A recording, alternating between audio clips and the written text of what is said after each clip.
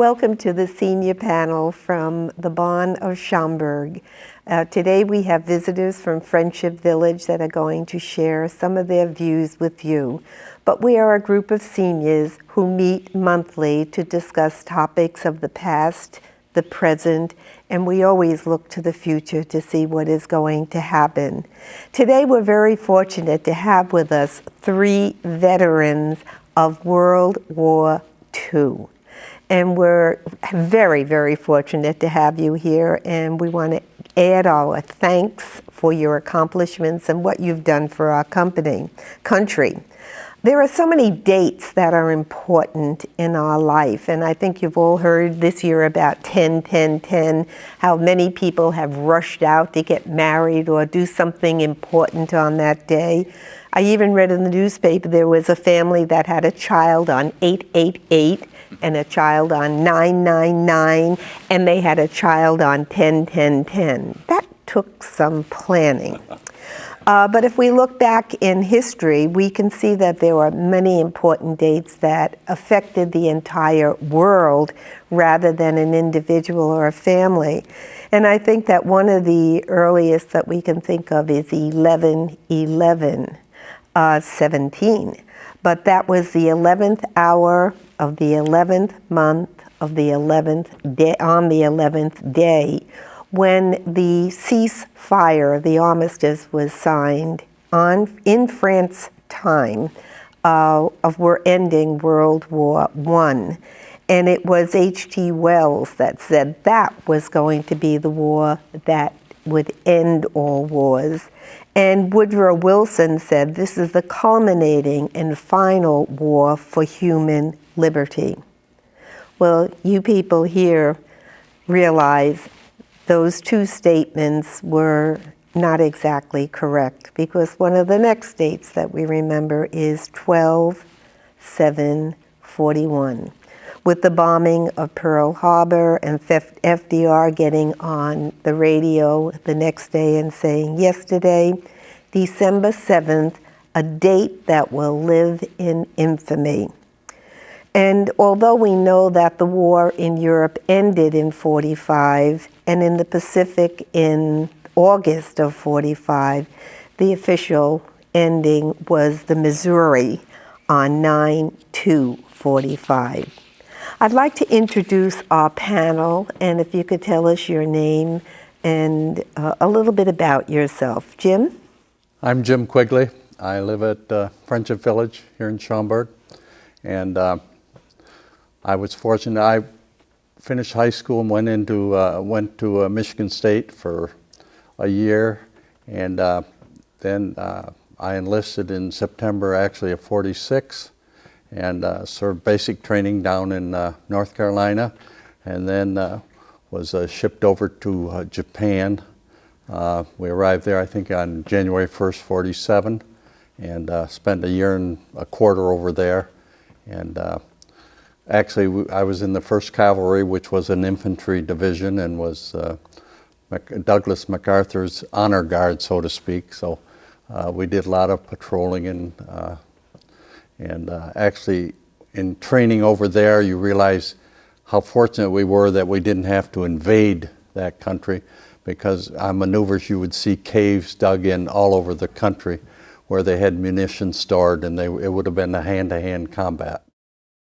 Okay, and could you tell us something about yourself also now? My name is Bill Downing. I also live at Friendship Village, and well, when the war broke out, I was about 19 years old, and my present wife and I were in the process of planning our wedding and writing out invitations and so forth. Then we had to go ahead and decide whether we would continue with the wedding or whether we would wait. But we decided to go ahead and get married, and that way wife was able to follow me around while we were in the States. And that didn't last too long. Pretty soon they sent me over to South Pacific, and she had to go home, but we never regretted getting married at that time. I think there were many weddings that took place in haste at that period.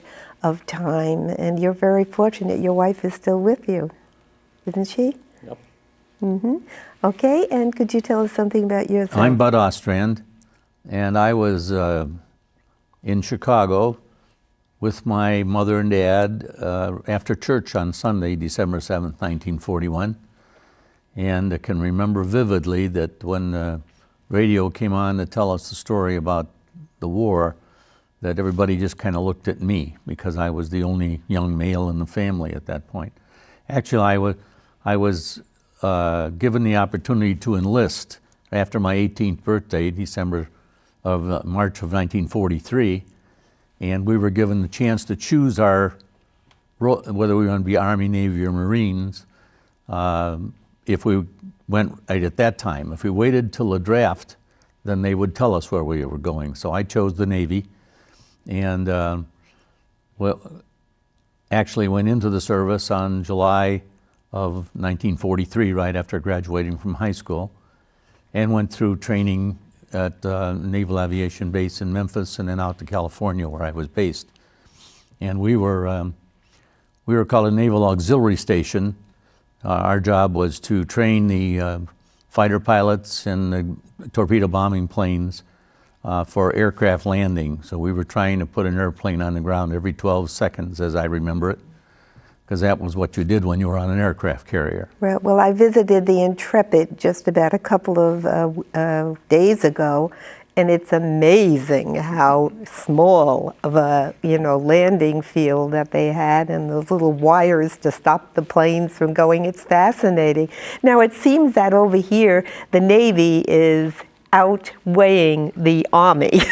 We have one Army man and two Navy men. We did all the fighting. Oh, come on now. We took you over did there. you select the Army? Were you? No, I enlisted in the Army. I had a brother who went in the Navy, another one in the Army, so I just chose the Army. There were a number of people who went in at the same time, friends, so. Oh, were your friends with you throughout your? We went through basic together, and then we sort of split up wherever they sent us. So. I think at many times they promised if you enlisted with your friend, you could stay with your friend, but it didn't always happen. It didn't work that way. No, and why did you select the Navy, the both of you? Well, my father was in the Navy for one reason, and I just liked the life of the Navy. Seemed like you'd have a clean place to sleep every night, supposedly, and see the world. And see the world. Their uniforms were funny. He's They pretty were good. funny. They were funny. Yeah, My father was in the Army in World War I, and when it came time to make a choice, his counsel was that the Army was a great place. It was a good group of fellows, but the Navy always had dry, clean beds and good food. So he said he would choose the Navy if it were he. So I took that advice, and that's what I chose. Did you wear bell-bottom trousers? Our regular uniforms for work were blue jeans and a work shirt. Our dress white uniforms were kind of bell-bottom, but the blue uniform that you wore had pretty big bell bottoms, and it had the 13 buttons on it. yeah, right, absolutely. 13 buttons on the flap. Oh, my gracious. Well, Audie Murphy, I think you've all heard about him. He was America's most decorated World War II hero. He describes the war as war is like a giant pack rat. It takes something from you, and it leaves something behind in its stead. It burned me out in some ways so that now I feel like an old man, but still sometimes act like a dumb kid. It made me grow up fast. Okay, we'll be back in just a few moments to pursue that. Okay, thank you.